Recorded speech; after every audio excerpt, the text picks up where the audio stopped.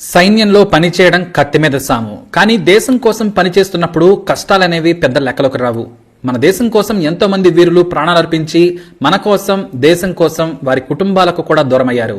ముందుగా వారందరికీ వందనాలు. అయితే ప్రాణాలర్పించడమే కాదు, ఎంతో మంది వికలాంగులైన వీర సైనికులు కూడా ఉన్నారు.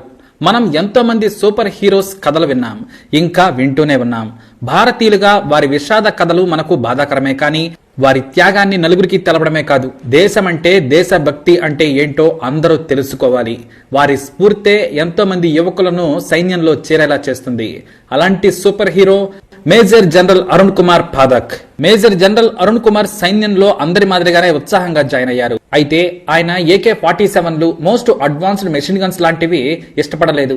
సైన్యం గెలుపులోకి కీలక భూమిక పోషించే యుద్ధ ట్యాంకులను నడపాలనుకున్నారు. ఓపెన్ ల్యాండ్ తో యుద్ధం అంటే విజయమా, వీర స్వర్గమా తేల్చేది యుద్ధ ట్యాంకులే. మరీ ముఖ్యంగా 70ల్లో ఎయిర్ ఫోర్స్ ను తక్కువగా వాడేవారు. ఎందుకంటే భీకరమైన యుద్ధ పరిస్థితులు వస్తేనే ఎయిర్ ఫోర్స్ ను రంగంలోకి దించేవారు. పాకిస్తాన్ తో పోరాడాల్సి వచ్చిన ప్రతిసారి కేవలం యుద్ధ ట్యాంకులు, బేపత్సం సృష్టించే మోర్టార్లు కథన రంగంలోకి ముందుండేవి. అయితే అరుణ్ కుమార్ మాత్రం యుద్ధ ట్యాంకులనే ఇష్టపడేవారు. వాటిని ఎలా నడపాలి, ఆయుధాలను ఎలా ప్రయోగించాలో నేర్చుకోవాలని కుతూహలంగా ఉండేవారు. మొదట ఆయన ఆర్మీలో పనిచేసినప్పుడు మోటార్ ఎక్స్పర్ట్స్ గా ముందుకు సాగాలని, వాటితో పాటు గ్రెనేడ్ లాంచెస్ అవసరం, వ్యాలీలో ఎక్కువగా అవసరం ఉంటుందని ఉన్నతాధికారులు సూచించారట. కానీ ప్రతిరోజు తనకు యుద్ధ ట్యాంకులు నడపటం, వాటిని పేల్చడం ఇష్టం. ఆ ఇష్టమే నన్ను సైన్యం వరకు తీసుకొచ్చిందని ఉన్నతాధికారులను బ్రతిమలాడుకున్నాడట. దీంతో ఇతని ఇష్టాన్ని, ప్యాషన్ ను చూసి నిబంధనలను కాస్త పక్కనకు పెట్టి ఛాన్స్ ఇచ్చారట. ఇంకేముంది, యువకుడిగా ఉన్న అరుణ్ కుమార్ మొదట తన ట్రైనింగ్ ను విజయవంతంగా యుద్ధ ట్యాంక్ పై తీసుకున్నారు. నేలపై పెరుగుతూనే వాయు వేగంతో వెళుతూ నిప్పుల వర్షం కురిపించేవి. 105mm మందుగుండును ఒకేసారి 44 రౌండ్ల జనరల్ మెషిన్ గన్ మాదిరిగా శత్రువును గొక్క తిప్పుకోనివ్వకుండా చేయగలవు. గంటకు 50 కిలోమీటర్ల వేగం, ఎత్తును సులువుగా చేరుకోగలవు. చిన్న సపోర్ట్ ఉన్నా సరే హైట్ పై పొజిషన్ తీసుకుని పేల్చగలదు. లెజెండరీ ట్రైనర్స్ దగ్గర ఆయన ట్రైనింగ్ తీసుకున్నారు. ఆ తర్వాత దాని రిపేర్ నుంచి ప్రతి ఒక్క విషయంపై ఆయన అవగాహన సాధించారు. వెహికల్ సౌండ్ ని బట్టి మేజర్ అరుణ్ కండిషన్ చెప్పేసేవాడు. ఆయుధాలు ఎలా పేల్చాలి, టార్గెట్ రీచింగ్ కు ఎలాంటి వ్యూహం పన్నాలి అని ఆయన అహోరాత్రులు కష్టపడి నేర్చుకున్నారు. మేజర్ జనరల్ అరుణ్ అంటేనే విజయవంత ట్యాంకర్ వస్తుందని యువకులంతా ఆయనకు సెల్యూట్ చేసేవారు. అదే సమయంలో 1971 యుద్ధం వచ్చింది. పాకిస్తాన్ చేసిన మరో కుట్రను భగ్నం చేసి భారత్ సత్తా చూపేందుకు మన ఆర్మీ కథన రంగంలోకి దిగింది. అదే సమయంలో విజయంతో తాను కూడా ముందుండి ట్యాంకర్ తో పాక్ ను తుక్కు చేశాడు. కంటికే కనిపించని శత్రువుతో దూరంగా ఉండి బాంబులు పేల్చినప్పుడు తెలివైన సైనికుడు శబ్దంతో విధ్వంసాన్ని చూస్తాడు. అంటే ఆ సౌండ్ ను బట్టి బాంబు ఖాళీ ప్రదేశంలో పేలిందా, శత్రువు వాహనాన్ని తాకిందా, లేదంటే బిల్డింగ్ ను కూల్చిందా అనేది అంచనా వేయగలగాలి. ఆ సౌండ్ ను బట్టి శత్రువు ఏ మేరకు నష్టపోయి ఉంటాడనేది అంచనా వేయడంలో మేజర్ జనరల్ అరుణ్ ది అందవేసిన చేయి. అయితే ట్రైనింగ్ తీసుకునే దగ్గర నుంచి 1971 పాక్ తో యుద్ధం వరకు ప్రతిరోజు ఆయన బాంబుల శబ్దాలను వినాల్సి వచ్చేది. కొత్త తరానికి కూడా ఆయన తాను నేర్చుకున్న మేధాశక్తిని అందించారు. కానీ 1971 యుద్ధ సమయంలో ఆయన ప్రతిరోజు బాంబుల మధ్య ఉన్నారు. బాంబుల మోతకు ప్రతిరోజు ఆయన వినికిడే శక్తి తగ్గుతూ వచ్చేది. ఆ రోజుల్లో ఉన్నతాధికారులకు కూడా డబుల్ ప్రొటెక్షన్ హియరింగ్ ఎయిడ్స్ ఉండేవి కావు. దాదాపు 25 ఏళ్లు ఆయన బాంబుల మధ్య ఉన్నారు. కానీ 1971 యుద్ధంలో పాకిస్తాన్ మోకలను ఏరిపారేస్తుంటే ఆయన మరింత ముందుకు సాగారు. ఆ బాంబుల హోరుకు చెవులు నొప్పి పెడుతున్నా ఏ మాత్రం వెనక్కి తగ్గలేదు.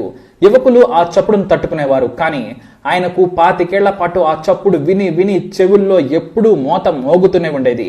ఎందుకంటే ఒక్కసారి యుద్ధ ట్యాంకు నుంచి బాంబు రిలీజ్ అయితే 180 డెసిబల్స్ సౌండ్ రిలీజ్ అయ్యేది. అలాంటిది వందల ట్యాంకుల మధ్య కొన్ని రోజుల పాటు యుద్ధం ముగిసే వరకు ముందుండి నడిపారు. ఏదైనా శబ్దం 85 డెసిబల్స్ ఉంటే అది నార్మల్. కానీ 180 డెసిబల్స్ ఒక్క బాంబు మోతతో 24 గంటలు ఆయన వినేవారు. తానే ముందుండి నడుపుతూ ఉండేవారు. ఒక మిషన్ గన్ నుంచి 180 డెసిబల్స్ సౌండ్ వస్తుంది. అలాంటిది రోజంతా అంటే కర్ణబేరి ఆయనకు చిట్లిపోయింది. మామూలుగా మనం కాస్త గట్టిగా మాట్లాడితేనే 60 డెసిబల్స్ ఉంటుంది. ట్రాఫిక్ సౌండ్ 85 dB ఉంటుంది. అంటే నార్మల్ ట్రాఫిక్ సౌండ్ ను కూడా మన చెవి వినలేదు. అంబులెన్స్ సౌండ్ ను దగ్గర నుంచి గంటపాటు వింటే మన చెవి ఆటోమేటిక్ గా పాడైపోతుంది. రోజంతా వింటే వినికిడి శక్తి తగ్గిపోతుంది. ఈ విషయం స్వయంగా డాక్టర్లు చెప్పిందే. దాదాపు 150 డెసిబల్స్ సౌండ్ ను అంబులెన్స్ సైరన్ రిలీజ్ చేస్తుంది. అలాంటిది కొన్ని వేల రెట్ల సౌండ్ ను విన్నారు అరుణ్ కుమార్. యుద్ధం ముగిసే నాటికి ఆయనకు కాస్త వినిపించేది. కొన్నాళ్ల పాటు చెవిలో బాంబుల మోత తప్ప మరొకటి వినిపించేది కాదు. అంటే ఎవరైనా మాట్లాడినా సరే బాంబుల మోతలా వినిపించేదన్నమాట. ప్రశాంతంగా ఉన్న చెవిలో బాంబుల మోత హోరెత్తేది. యుద్ధం ముగిసినా చెవిలో హోరు మాత్రం తగ్గలేదు. అయితే మేజర్ అరుణ్ యుద్ధంలో గెలిచామనే సంతోషంలో ఉన్నారు. దీంతో తన వినికిడి సమస్యను కూడా మరిచిపోయారు. ఆ తర్వాత గాయాల పాలైన తన టీంను పలుకరించి యోగక్షేమాలు అడిగి తెలుసుకున్నారు. ఆ తర్వాత వరుసగా నెలపాటు సమీక్షలు, ఇతర వ్యూహాలపై చర్చించిన ఆయనకు వినికిడి సమస్యలు మొదలయ్యాయి. దీంతో ఆర్మీ హాస్పిటల్లోనే ట్రీట్మెంట్ తీసుకున్న ఆయనకు డాక్టర్లు షాకింగ్ న్యూస్ చెప్పారు. మీకు భవిష్యత్తులో చెవులు వినిపించవని, కర్ణబేరి పూర్తిగా డ్యామేజ్ అయిపోయిందని చెప్పారట. అయినా సరే మేజర్ జనరల్ అరుణ్ కుమార్ ఏమాత్రం నిరాశపడలేదు. అది ఎంతలా అంటే హియరింగ్ మిషన్ పెట్టుకున్న పనిచేయని స్థితికి చేరింది. వినికిడి సమస్యతో ఆయన కాస్త ముందుగానే రిటైర్ కావాల్సి వచ్చింది. అయినా సరే బాధపడలేదు మేజర్ జనరల్. నాకు ఎంతో మంది స్ఫూర్తినిచ్చారు, మీకు నేను స్ఫూర్తినిచ్చాను అనుకుంటున్నాను. అంతేకాదు నా దగ్గర శిక్షణ తీసుకున్న నా హీరోలు ఇచ్చిన ప్రాణాల ముందు నా చెవులెంత. ఇంకా చెప్పాలి అంటే చిన్నవాళ్లు చనిపోయి యుద్ధం తర్వాత నేను బ్రతికి ఉన్నందుకు సిగ్గుపడుతున్నాను. మీరు భారత జెండాను ఎప్పుడు తలెత్తుకొని నిలబడేలా చేస్తారని నమ్ముతూ సెలవు తీసుకుంటున్నానంటూ ఆయన తన సిబ్బందికి వీడ్కోలు చెప్పి సగర్వంగా రిటైర్ అయ్యారు. ఇంటికి వచ్చిన తర్వాత మేజర్ అరుణ్ కుమార్ కు చివరికి డోర్ బెల్ కూడా వినిపించేది కాదు. ఆ విషయం తన కుటుంబ సభ్యులకు తెలియడానికి ఎంతో సమయం పట్టలేదు. ఎందుకంటే కొన్ని వేల డెసిబెల్ సౌండ్ ను కొన్ని వందల గంటల పాటు వినడంతో ఆయనకు వినికిడి శక్తి పోయింది. మనవరాళ్లు ఆడుకుంటుంటే చూసి మురిసిపోతారు, కానీ వారి మాటలు మాత్రం వినలేనందుకు ఆయన బాధపడరు. మేజర్ మాత్రమే కాదు, అందుకు మేం కూడా బాధపడలేదంటారు ఆయన సతీమణి. నాయకులు తమ సంపాదనను చూపించి పిల్లల ముందు డాంబికాన్ని ప్రదర్శిస్తారు. ఒక సైనికుడు ఒంటిపై గాయాలను తన పిల్లలకు, తన తర్వాతి తరం వారికి చూపించి స్ఫూర్తినిస్తాడు అని మేజర్ భార్య చెప్పిన మాటలు ప్రతి ఒక్కరిని కదిలించాయి. ఇది ఒక మేజర్ అరుణ్ కథ మాత్రమే కాదు, దీంతో ఎంతో మంది సైనికుల కథ. యుద్ధం చేసి వచ్చిన తర్వాత ప్రతి సైనికుడు మానసిక సమస్యలను ఎదుర్కొంటాడు. కొంతమందికి గాయాలవుతాయి, మరి కొంతమందికి ఇలా వినికిడిపోతుంది. ఏది జరిగినా అది దేశం కోసమేనంటారు మేజర్ అరుణ్. ఏది వినిపించినా వినిపించకపోయినా మన జాతీయ పతాకం కళ్ళెదురుగా కనిపిస్తే చెవుల్లో జాతీయ గీతం నాకు తెలియకుండానే మారుమోగుతుంది అంటారు. ఎంతకంటే నాకు మరేది వద్దంటారు మేజర్ జనరల్ అరుణ్ కుమార్ పాఠక్. ఆ సూపర్ హీరోకి మనమందరం సెల్యూట్ చేయాల్సిందే. జై హింద్. మరి మేజర్ జనరల్ అరుణ్ కుమార్ మనకు చెప్పింది ఒకటే, మన దేశం కోసం పోరాడి ఆయన చెవులను పోగొట్టుకోలేదు, సంపాదించుకున్నాడట. అదే ఆయన ఆస్తి అని చెబుతున్నాడు.